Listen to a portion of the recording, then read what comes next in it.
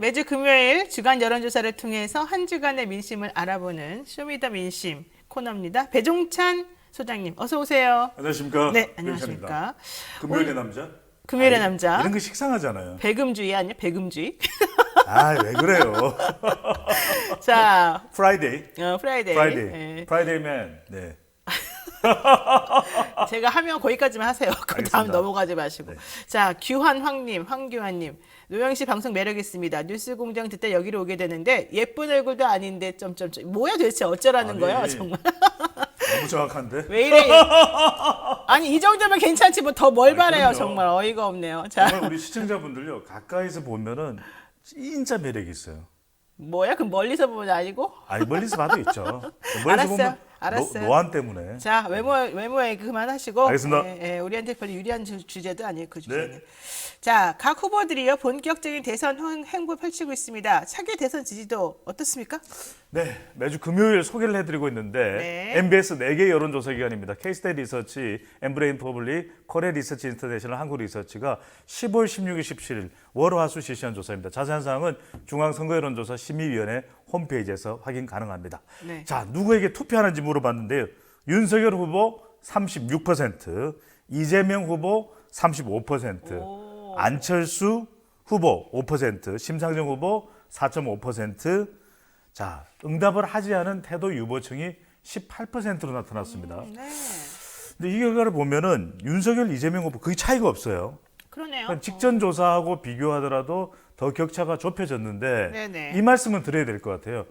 저도 이게 궁금한 게 최근에 나오는 다른 자동응답 조사 보면은 윤석열 후보가 10몇 %% 앞섰다. 제가 그러니까 추세만 엄청나게. 말씀드립니다.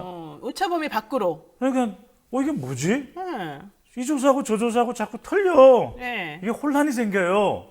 시청자 여러분, 이 자동응답 조사는 대체적으로 보수 성향의 응답자 참여가 많다. 아, 지금 오늘 소개해드리는 이 MBS 여론조사는 면접원 조사예요. 그쵸. 면접원 조사는 면접원이? 주로 사무직, 화이트 칼라라 보니까 직업 분포가 좀 다를 수 있어요. 다를 수 있어요. 다를 수 있다. 그러면은 이건 또 진보 성향의 응답자가 더 많이 참여하는 그런 현상이 나타나기 때문에 네. 이재명 후보나 또는 더불어민주당의 지지율이 좀 좋게 나오는 그런 현상이 있는데 직전 조사와 비교를 해보면 오늘 조사에서 상당히 격차가 좁혔는데 직전 조사보다 이번 조사에 진보 성향이라는 응답자들이 많이 참여를 했어요. 이번 예. 여론조사에서는 그러니까 지난 조사에는 같은 MBS 4개 여론조사 기관의 결과인데 한 주 전에는 지난주예요. 지난주는 한 진보라고 응답한 사람이 1000여 명 중에서 260여 명이었는데 이번에는 300명이 넘어요. 오, 그 이야기는 뭐냐면 한 40여 명 차이가 나니까 4% 정도 움직일 수가 있는 거예요. 그러네요. 근데 딱 4% 움직였어. 아, 이번 조사가. 아, 여러 가지 다른 질문까지 해보면 결과가 4% 움직였기 때문에 근데 여론조사 기관이 뭐 이걸 뭐 일부러 그랬다 이런 건 아니고 그쵸. 여러분들 좀 추세를 볼 필요가 있다. 네네. 그래서 자 종합적으로 말씀드립니다. 아이 뭐 복잡해. 그냥 저기 배추도사가 좀 정리해서 이야기해 주세요. 그래서 여러분들은 뉴스인 사이다만 보면 되는 거예요. 네. 다른 거 볼 필요 없습니다. 좋습니다. 그래서 네. 대체적으로 윤석열 후보의 지지율이 이재명 후보보다는 좀 높은 편으로 보시는 게 맞을 것 같아요. 일반적으로 아직까지는. 네. 그런 이유는 네. 이 대선에서 제일 중요한 건 구도입니다. 구도는 뭐라고 그랬죠? 정권 유지냐, 정권 교체냐. 네. 자, 현재 상태에서 정권 교체 여론이 더 높다. 적어도 10%포인트대 이상 더 높기 때문에 네. 윤석열 후보의 지지율이 높고 이재명 후보는 계속 뭐 선대위다, 사람 문제다, 어떻다, 후보가 북치고 장구치고 뭐 깽가리까지 친다 이런 이야기가 나오는데 지금 이재명 후보가 아무리 몸부림쳐도 지금은 안 돼요. 왜? 정권 재창출 여론이 한 30%대밖에 안 되는 거예요. 딱 그 지지율만큼 나오는 겁니다. 아, 좋아요. 잠깐만요. 네. 자, 우리가 여론조사를 소개를 해드리면요. 허경영 후보 지지자들이 저한테 막 항의를 합니다. 왜 허경영 후보는 안 집어넣고 이렇게 하느냐. 우리 구독 취소한다. 구독 취소는 안 하시는 게 좋을 것 같아요. 아니 왜냐하면 이건 제가 설명을 드릴게요. 설명 내가 좀 할게요. 예, 알겠습니다. 왜냐하면 여론조사 할 때 우리가 그 뭐 이름 집어넣고 하는 것가 아니에요. 그러니까요. 그렇죠? 그러니까 예, 예. 우리 구독 취소하고는 무관한 거니까 허경영 지지하시는 분들 그렇게 하지 마시고 그다음에 이번 여론조사 결과는 사실 아까 진보층이 좀 더 뭉쳤다 네, 그랬잖아요. 제가 짧게 하나 말씀드릴게요. 네. 그래서 허경영 지지하는 분들은 아니 왜 우리 허경영 후보 안 나요 그러면 여론조사 기관에 전화를 계속 하시면 돼요. 아, 그런 거가 넣어달라. 있군요. 예. 곤란하게 우리 곤란하다. 우리가 봤을 때는 상당한 지지층이 있는 것으로 알고 있다. 허경영 후보 지지층 그렇게 계속 하시거나 아니면 중앙선거 여론조사에 심의위원회에 전화를 하셔서 우리 후보가 안 나오는 게 납득이 안 됩니다. 그렇게 계속 항의하시면 받아들여질 수도 있어요. 네. 근데 이제 여론조사 기관들이 뭐 넣어달라는 사람 다 넣어주면 노영이도 넣어주세요 그러면 이렇게 할 수도 있잖아요. 네, 그러니까 이제 적당히 사실은 좀 알고 싶은 분들을 위해서 그런 여론조사도 있으면 좋겠고 네. 아닌 것도 또 다른 것도 보는 노영희 방법도 있어야 후보 되고 0% 나왔습니다. 네. 정말 진짜 우리 친한 거 맞아요? 절친이죠. 네, 자 어쨌든 그리고 이제 또 두 번째 하나 질문, 네. 또 하나 핵심은 아까 이제 진보층이 40명 정도 늘어나니까 퍼센테이지가 많이 달라진다.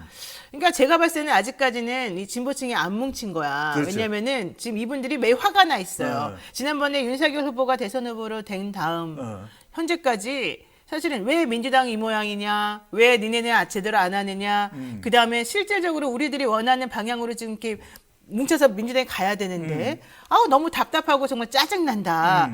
꼴도 보기 싫다, 하기도 싫다, 대답도 하기 싫다. 이런 부분이 많았던 것 같아요. 그건 이렇게 설명드릴게요. 예. 자동응답 조사 관련 분석을 할 때 방송에 나가면 진행자가 이런 질문을 최근에 합니다. 진보 성향이라는 응답자가 자동응답 조사에서 많이 줄었네요. 한 그렇게 200명대 말해요? 정도밖에 안 되는. 그러니까 1000명 조사를 하면은 대략 보수, 중도, 진보를 나누면 300몇 명, 300몇 명, 300몇 명 되는 것이 고루고루 나눠지는 거잖아요. 3분의 1씩요. 그렇죠. 그런데 자동응답 조사, ARS 조사에서는 한 200명대, 250여 명 나온 거예요. 그래서 진행자가 물어봅니다. 그건 바로 지금 말씀하신 샤이 진보가 있을 수 있는 거죠. 왜? 이 진보인데도 불구하고 요즘에 더불어민주당 비판을 많이 받고 정부 뭐 요소수 문제도 있죠. 그러면 이렇게 되면은 진보예요? 물어보면 버튼 누를 때 진보 아니야, 나 중도야. 아니면 정말 본인이 진보라고 생각하는 사람은 이거 뭐 응해봐야 뭐 또 좋은 이야기 안 나오겠지. 조사에 응하지 않을 수 있다는 거예요. 그러니까 이른바 이제 2주, 3주 전까지만 하더라도 뭐 샤이 보수 이야기를 많이 했잖아요. 네네. 이제는 서서히 샤이 진보가 있을 수도 있다. 이런 이야기를 할 수 있는 분석이 나오고 있다는 거죠. 나 그 얘기 몇 년부터 했는데, 저번에부터 샤이 진보 얘기. 자기 이야기 하지 말고요. 그래서 분석은 제가 하는 거니까요. 알았어요. 샤이 진보가 자동응답 조사에서 있을 수가 있다. 그래서 지금 우리 시청자분들이 보실 때는 자동응답 조사와 또 면접원이 물어보는 조사를 좀 비교해서 보실 필요가 있고 추세를 3주, 4주 간격으로 조금 늘려서 보실 필요가 너무 있다. 가깝게 보지 말고. 그렇죠. 근데 이것도 골치 아프다. 바빠 죽겠는데 뭘 그런 걸 봐요. 그러면 뉴스인사이다, 쇼미더, 민심만 보시면 제가 다 설명을 해드릴게요. 그래요, 좋아요. 그래서 요소수 얘기 아까 또 하셔서 제가 네. 안 그래도 저 이걸 꼭 지적하고 싶었어요. 요소수 모자르다고 그렇게 난리들을 치더니만 그러니까. 요소수 공급이 오히려 수요량보다 늘었다 이런 기사 딱 한 줄 나오더라고요. 그렇죠. 그러니까 왜 이렇게 사람 오두방정이에요? 아니 마스크도 언론들이. 많아져도 지금 마스크가 넘치잖아요. 막 마스크가 아니, 그냥 마스크 얘기는 너무 옛날 얘기고. 옛날 얘기? 예. 네. 근데 그러니까 이제 요소수처럼 예. 이게 왜냐하면 네. 상당히 부정적이고 네거티브한 내용의 사람들이 쉽게 귀 기울이는 거죠. 솔깃해. 그래서 막 좀 생산적인 선거운동을 해라. 또 포지티브 해라. 네. 포지티브 해라. 해도 네거티브 쪽에 더 관심이 많아지는 거예요. 좋아요. 자, 요거 하나 핵심 질문 하나만 하고 네. 끝낼게요. 자, 윤석열 후보랑 이재명 후보 지지율 격차가 급속도로 줄어들었다는 이번 우리가 지금 설명해드린 여론조사. 네. 이게 이제 진보층이 응답을 해서일 수도 있겠지만은 이제는 다시 진보층이 뭉치고 그 다음에 윤석열 후보의 컨벤션 효과가 조금 끝나고 이런 효과들이 좀 복합이 된 겁니까? 어떻게 봐야 됩니까? 그럴 수도 있죠. 앞으로 이제 그런 현상이 돼? 계속 나타나죠. 그래서 제가 우리 시간을 통해서 계속해서 우리 시청자분들에게 설명드리는 건 뭐냐면 네. 대선이 이제 4개월도 안 남았습니다. 그런데 12월로 가고 또 1월로 가면 계속 요동쳐요. 근데 이번 조사에서 발견할 수 있는 매우 귀중한 사실은 뭐냐? 2030 세대는 계속해서 움직인다. 그리고 중도층도 움직인다. 여성도 움직인다. 세 가지 이 유권자층이 정말 중요하다고 해서 제가 이름 붙였잖아요. 네. M, 여, 중. 이들은 계속해서 움직입니다. 그러니까 이 프레임 전쟁 속에서 국민의힘 지지층, 보수층, 네. 또 더불어민주당 지지층, 진보층은 별로 안 움직여요. 누가 움직이느냐? 이 M여중, M여중. MZ세대, 여성, 중도층. 이들은 이 조사에서도 계속 움직이는 결과가 나타났어요. 네. 그래서 중요한 것은 앞으로 이들은 계속 출렁일 수밖에 없다. 우리가 아무리 대선이라는 게 보면요. 결과 막판으로 가면 갈수록 49대 51의 싸움입니다. 팽팽해요. 그럼요. 예. 50.5 대 49.5의 싸움이에요. 팽팽해져요. 네. 이때 과연 누가 더 이 MZ 세대와 여성과 중도층의 마음을 잡는? 그래서 저는 첫 번째 후보들이 돈잔치하면 안 돼요. 그리고 지금 제일 중요한 건 뭐다? 왜 선대위가 잘 안 돌아간다? 이런 얘기를 할 수밖에 없는 게 선거는 전략, 조직, 실행입니다. 조직 덩치만 크고 둔하게 움직이면 아무 소용이 없어. 네. 제일 중요한 건 뭡니까? 전략, 브레인입니다. 지금 브레인이 어떻게 가느냐가 중요한 것이고 그래야 실행은 뭐야?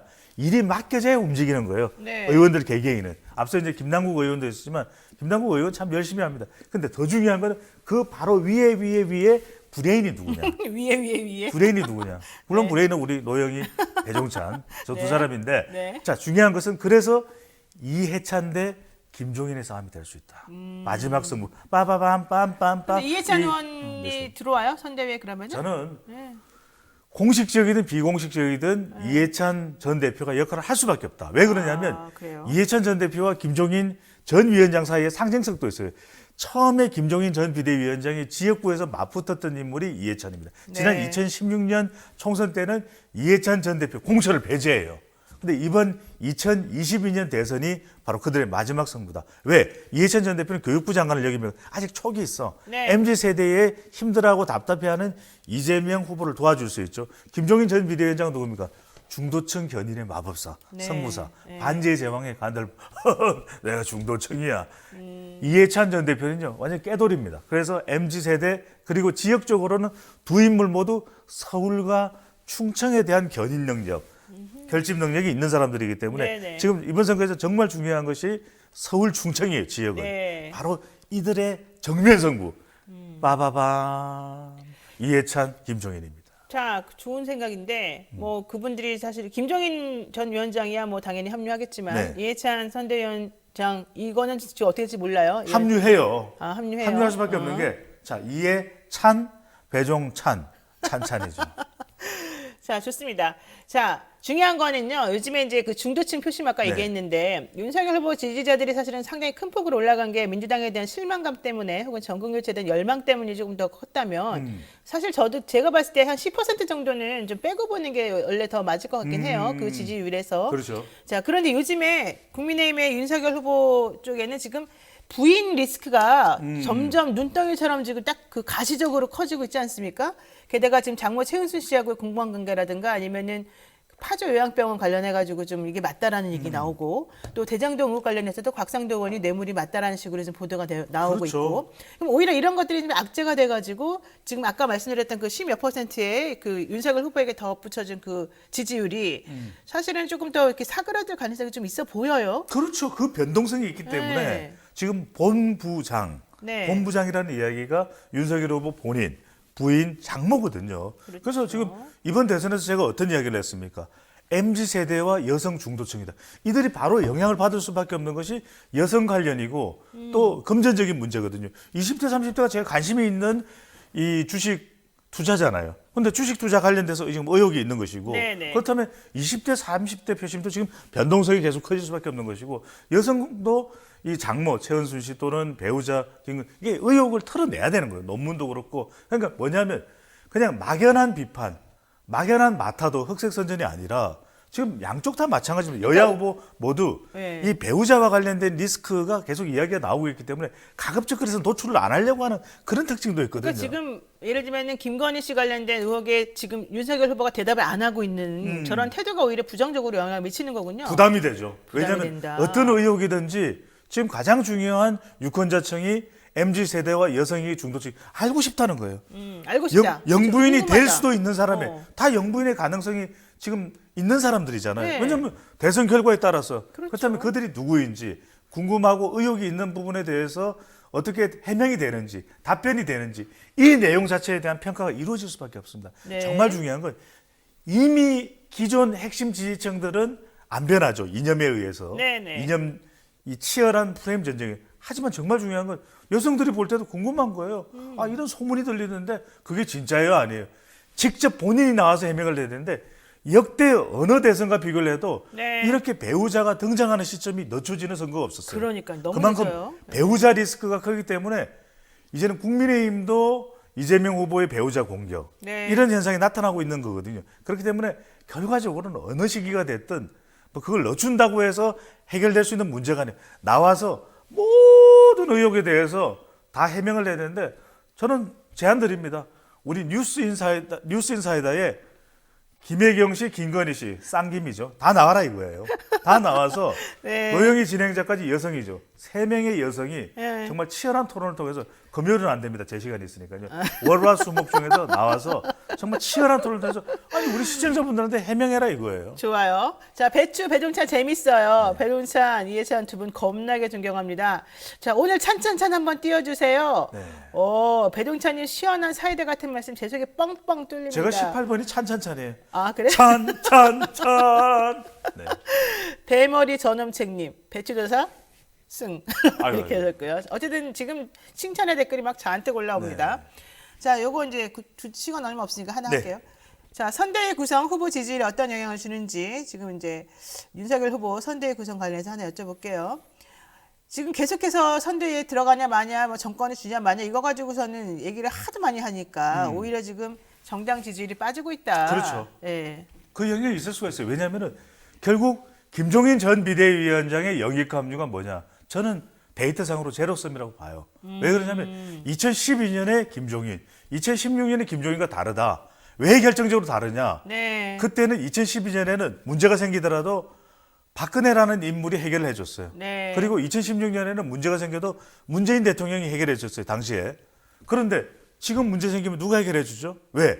윤석열 후보도 당권을 완전히 장악한 게 아니에요. 그렇다면은 자, 김종인 전 비대위원장이 들어오는 조건은 뭡니까? 교통 정리가 돼야 됩니다. 네. 3K 안 돼요. 누굽니까? 3K? 김병준, 김한길, 권성동 안 된다 이거예요. 아니, 그 김정인 위원장은 다 안 된다고 그러는데, 근데 안 돼요. 권성동 의원 이미 됐잖아요, 사무총장. 아, 이거 어떻게 될지 몰라요. 정권을 다 달라 이거예요.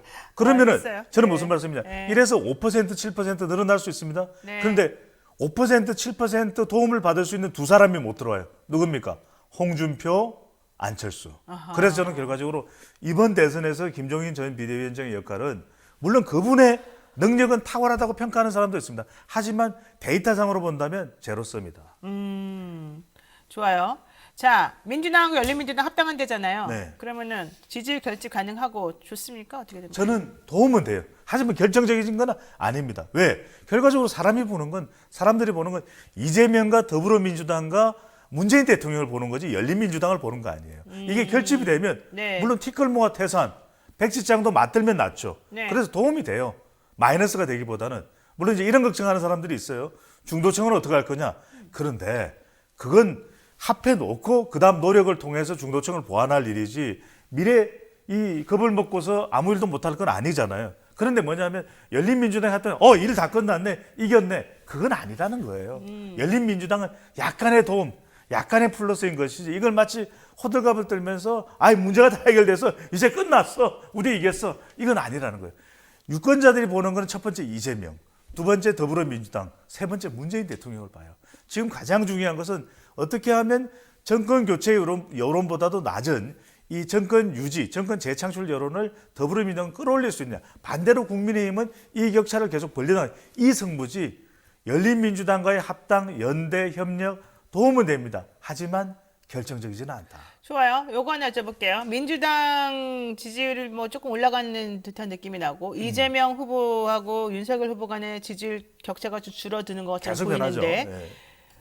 더 핵심적인 거는 문재인 대통령 지지율이 40%가 넘었어요. 그렇죠. 넘으면서 지금 이제 이재명 후보 지지율도 같이 올라가고 있는 거 아니겠습니까? 그렇죠. 왜냐하면 네. 대통령의 지지율이 올라가야 정권 재창출, 정권 유지 여론이 올라가는 것이고 근데 어쨌든 문재인 결국 덩달아서 대통령, 더불어민주당의 지지율까지 올라갈 수 있다. 그래서 중요한 게 뭐다? 저는 이번 일요일이 너무 중요하다. 일요일이 왜 중요하죠? 21일. 왜요? 바로 문재인 대통령 국민과의 대화. 그렇죠. 저는 이런 제안 드리고 싶어요. 그러면 다음 주에 네. 달라지겠네요. 문재인 대통령 12월 24일 우리 뉴스 인사이다 전격 출연. 좀 이상한 얘기는 하지 마시고. 마지막까지, 네, 네. 자, 어쨌든 간에 그래서 21일 날, 11월 네네. 21일 날 국민과의 대화를 하고 나면 그 지지율이나 이런 그 긍정적 효과가 이재명 후보를 지지한 쪽으로 그렇죠. 올라간다. 긍정적이든 부정적이든 영향을 미치겠죠, 이제. 그렇게 말하면 안 되죠. 긍정적이든 부정적이든 영향 미친다. 그건 당연한 거 아닙니까? 어떻게 영향 미치느냐. 당연한 걸 아주 당연한 듯이 이야기해요. 아니 왜냐하면 국민과의 대화는 영향이 있죠. 왜냐하면 국민들과 소통을 하는 것이기 때문에 네. 대통령 지지율에는 마이너스보다는 플러스 요인이 되겠죠. 네, 알겠습니다. 자, 오늘 아주 그냥 액션을 가미해서 아주 속 시원하게 여러 가지 얘기를 배종찬 소장님 해주셨습니다. 요 근래 들어서 가장 신났어요? 아니요, 저는 항상 신나죠. 너무 좋아요, 이 금요일이. 그리고 우리 시청자분들을 만나는 게 정말 언제 기회가 되면 이 코로나 좀 걷어가고 나면 우리 대면으로? 예, 아니 여기 다 모시고 오실 수 있는 분들을 모셔서 정말 대면 콘서트로 멋지게 한번 우리 좀. 스튜디오가 이렇게 의자들 네. 다 있고 그러니까요. 그래서 괜찮아요. 예, 그래서 좋아요. 정말 한번 특집 방송으로 모시고 대선 전에 네. 그래서 가수분들도 초대하고 우리 뉴스토마토 그룹에서 아유, 정말 가수 거기까지만 섭외가- 1절까지만 알겠습니다. 네, 좋습니다. 네, 지금까지 아이유. 배종찬 소장하고 함께했습니다. 고맙습니다. 감사합니다. 네, 노영의 뉴스 인사이다. 오늘 금요일 순서 우리 또 배종찬 소장님하고 아주 또 재밌게 한번 웃고 즐겨봤습니다. 네, 오늘 여기까지고요. 저희 월요일 날요, 노영민 전 대통령 비서실장 출연합니다. 노영민 실장님이 하실 얘기가 많대요. 저희 정말 어렵게 모셨습니다. 노영희, 노영민. 이렇게 좀 비슷하네요, 이름이. 자, 월요일 날 많이 좀 와주시고요. 특히 전 비서실장님에게 궁금한 점 있으면은 깨알같이 질문해 주세요. 제가 그냥 속사포처럼 여쭤볼게요. 자, 여러분 즐거운 주말 보내시고요. 행복하게 하루 보내시기 바랍니다. 그리고 주말 잘 보내시고 월요일 날 만나겠습니다. 고맙습니다.